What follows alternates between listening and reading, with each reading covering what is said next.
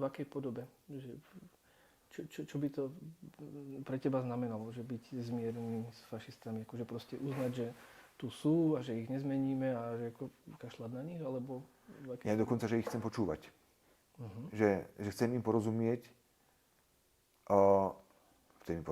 Nie, že chcem naozaj, že vytvárať priestor na to, aby mohli si úplne slobodne povedať, že prečo ich to trápi celé tak, a prečo to majú poukladané takto, ako to majú poukladané.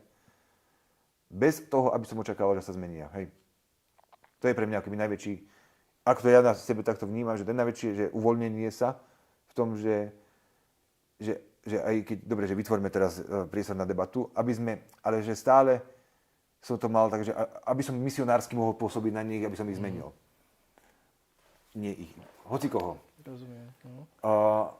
A teraz sa mi to čoraz viacej javí, že dobre, že nedá sa teraz pouvoľňovať, že buďme každý, aký sme, lebo zároveň pri tomto platí, že ja sa tiež učím si dávať čoraz jasnejšie pravidlá. Za túto čiaru my nikto nechoďte. Že ja to mám takto a že ak ideš už moc, tak sa začnem aktivizovať. A to som tiež nevedel doteraz dlho robiť, takže som si to nejako chránil, ten svoj priestor, ale nevedel som ani si poriadne povedať, že tuto je čiara, za túto mi nepôjdete nikto, ale zároveň, že nechať aj tomu druhému si to povedať takto. A zároveň, že aby mal možnosť. Ja si to chcem vypočuť, hej, že ja to chcem čoraz viac rozumieť, že čo sa tu deje. A to, že či budú takí, alebo nebudú, no moje vnútorné prianie je, že diskusia, že ja chcem to prijať aj tej protistrane, aby počuli aj môj názor. Že ja si tiež aj pred nimi chcem vypovedať, že kde sa nachádzam. A s tou dôverou toho, že to pomôže aj im vidieť veci inak. Alebo neviem, že možno sa ty na niečo iné pýtaš. Nie, na toto, ale ako otvára mi to zase ďalšiu vec, že dobre, ako na dialog proste treba dvoch. A že ty alebo ja si akože môžem napočúvať, že čo ich trápi, ako to vidia a tak ďalej. Ja budem teda lepšie rozumieť, ale na čo mi to bude, keď to doženie do extrému, tak oni mi aj tak budú chcieť proste zabiť, nepočúvať. OK. Ja sa potom budem sa chcieť brániť tiež. Ale to, že vždy, keď idem počúvať, idem do rizika, že mi môže byť viacej ublížené. To je aj pri partnerských rozhovoroch, že čím viacej sa vyzlečiem, čím viacej si dovolím akoby povedať o sebe, tým viac idem do rizika, že ma môže potom zraniť ten druhý človek. Že, trošku sa mi to zdá podobné v tomto, že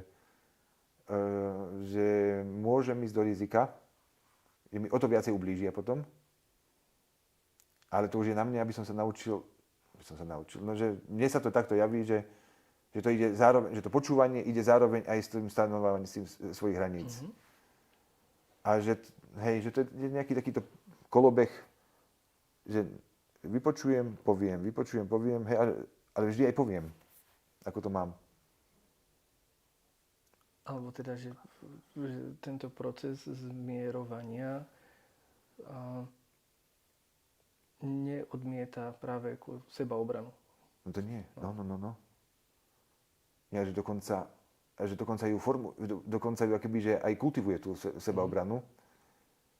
Lebo že keď, akoby, ja sa takto učím, že čím viacej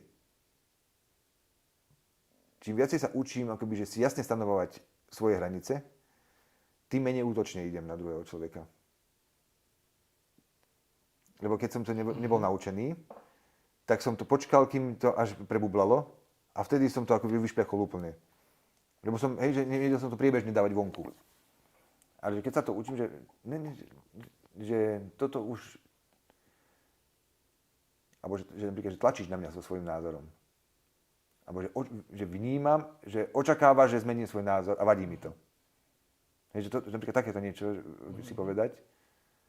čo som napríklad veľmi dlho nebol, že aj voči tým, ktorí boli pre mňa protistrana, že dlho som to nevedel takto urobiť, tak som to iba akoby nejako v sebe dusil, až kým som to potom akoby oveľa intenzívnejšie, ako aj s väčšími emóciami potom dal vonku, keď som to už nevydržal. Takže mne sa to zdá akoby, že čistejšie, že si priebežne akoby vyhadzovať, že pripustiť si tie emócie, aj že mi to vadí takto, že mne vadí, že tlačíte na stratu demokracie. Vadí mi to veľmi. A chcem za ňu zabojovať napríklad.